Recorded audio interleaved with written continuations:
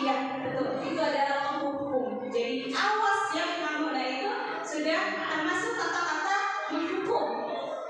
Yang kedua, gimana coba kalau orang tua kamu tahu kamu berbuat salah begini? Nah, ini adalah membuat merasa bersalah. Jadi si anak merasa saya tuh tidak bisa apa-apa, gitu kan? Nah, ini adalah ya membuat merasa bersalah. Ya, betul.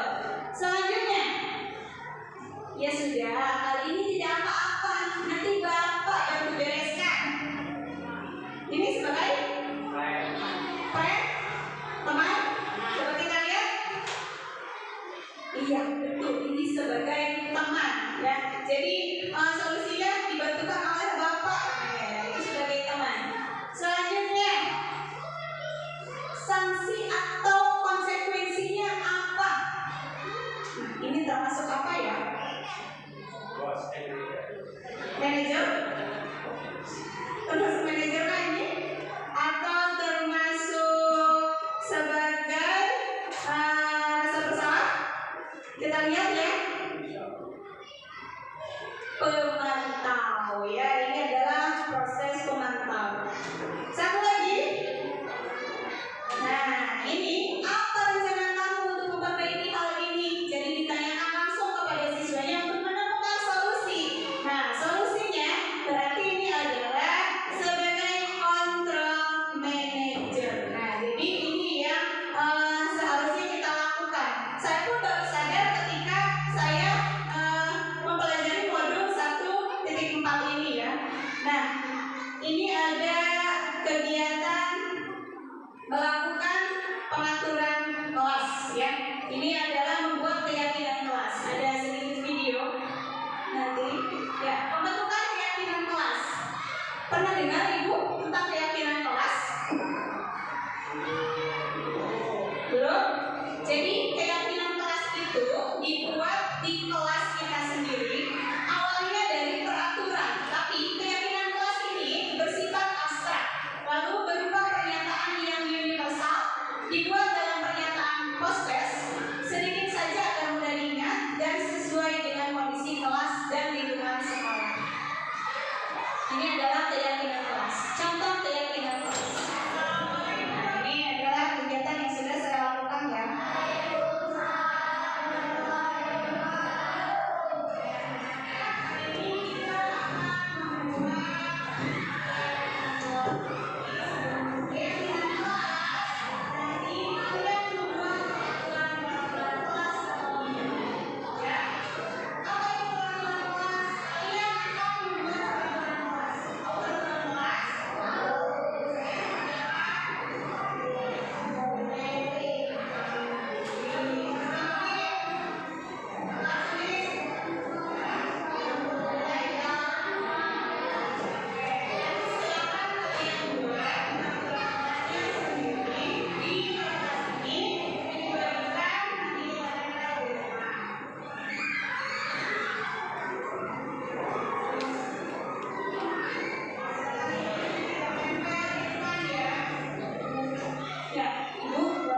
Jadi awalnya kita membuat peraturan dulu.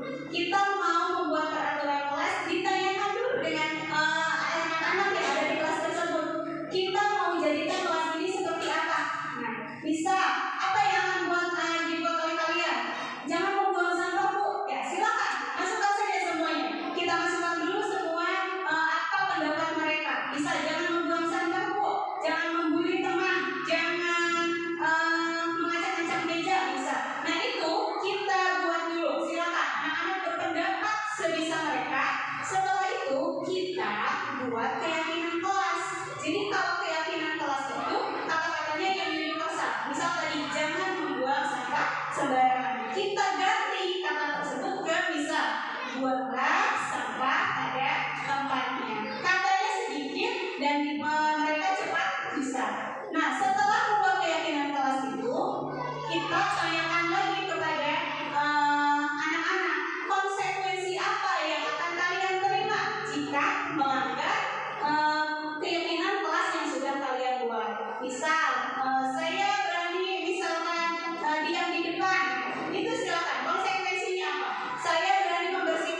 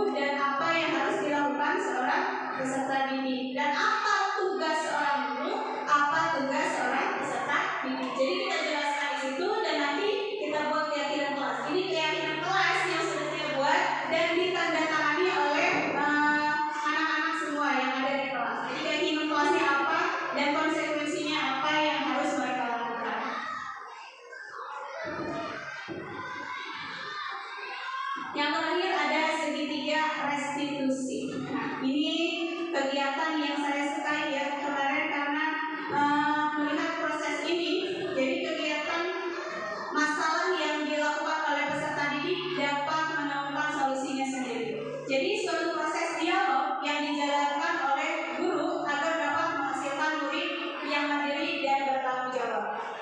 Proses pertama adalah menstabilkan identitas peserta didik terlebih dahulu. Kemudian yang kedua, validasi tindakan yang salah. Dan yang ketiga, menanyakan keyakinan. Apa menstabilkan identitas itu? Jadi berdasarkan prinsip membuat kesalahan adalah bagian dari proses pembelajaran. Misal, berbuat salah itu wajar, ya.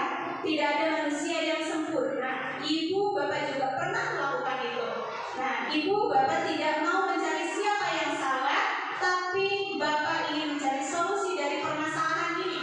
Kamu berhak merasa begitu. Nah, ini kita identitasnya kita stabilkan dulu, ya.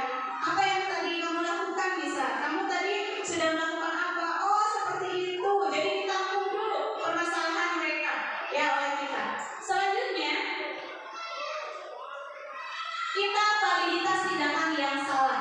Nah, contohnya, apa keyakinan kelas kita? Jadi kita sambungkan lagi dengan keyakinan yang sudah kita buat. Lalu nilai apa yang telah disepakati bersama?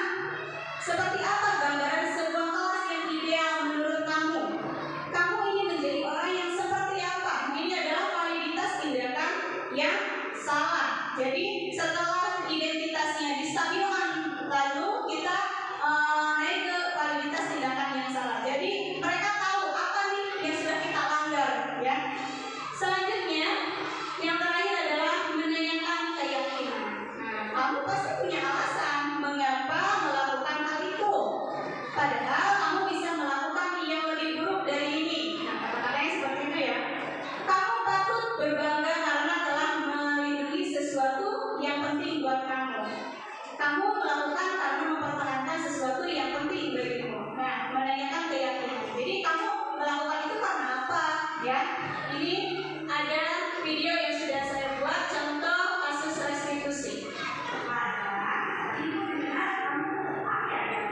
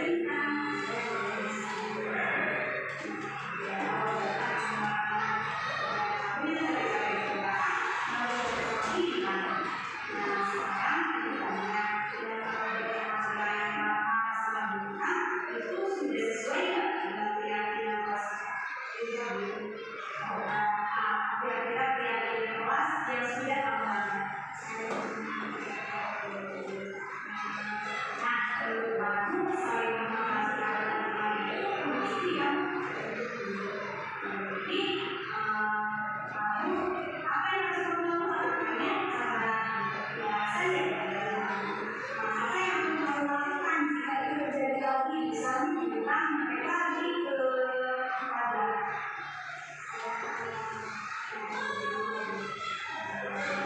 jadi sudah tahu ya jawaban dari masalah tadi. Semangatnya belajarnya jika ada yang istilah tadi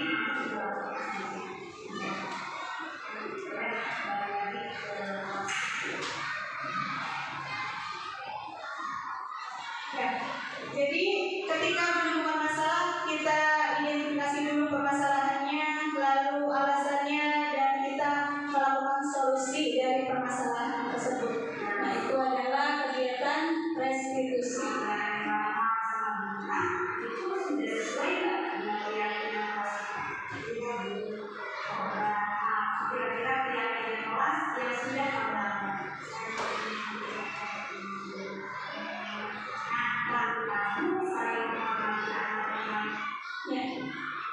mungkin Bapak Ibu yang sudah saya sampaikan dari diseminasi permasalahan yang sudah saya pelajari dari modul 1.4. Mungkin dari sini ada yang mungkin mau ditanyakan atau ditambahkan dari penjelasan dan pemaparan saya, silakan. Ya. Tadi mengenai apa itu bahas ya, karena masalah dibicarakan anak. Tapi kayaknya untuk kelas 9 tidak mungkin bisa kelas 1 kelas 2. Nah, kayaknya kelas 3 juga ya. Kayaknya berlaku hanya untuk kelas yang 3 ya. Ya. Jadi memang Bu, sebenarnya kalau lebih mudah memang yang tinggi. Kalau kelas bawah itu lebih cenderung kita yang mengayomi ya. Jadi mungkin bisa diterapkan di kelas tinggi saja bisa. Mungkin kalau mau dipelajari untuk kelas bawah mungkin diterapkan silahkan, tapi lebih ke kitanya ya. Jadi lebih ke kita sebagai guru untuk membawa suasana itu seperti apa. Seperti itu mungkin Bu ya. Ada lagi mungkin? Pak Islan? Iya, Pak Rambang. Mungkin menurut saya kalau untuk kelas bawah itu lebih cukupnya atau di yang itu yang kita yang di center, saya cek Center. ya. Kalau kelas bawah menurut saya lebih cocok untuk teacher Center. Ya memang kalau di kelas bawah kurang tepat memang, cuma kita membiasakan si anak untuk bekerja sebenarnya Pak. Jadi bekerja sendiri mandiri. Jadi untuk membiasakan mereka nanti sudah kelas tingginya bagaimana nih gitu.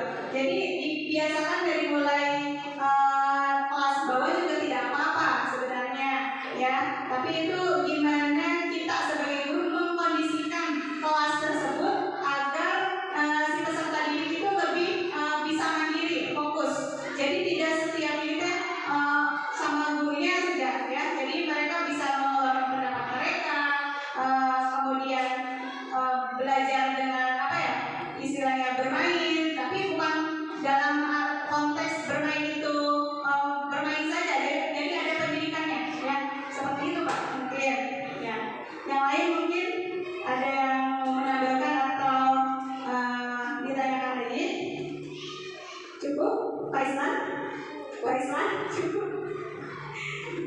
Ya, baik, mungkin itu adalah sosialisasi atau diseminasi yang saya sampaikan selama saya melaksanakan kegiatan calon guru penggerak di angkatan 9 itu. Kurang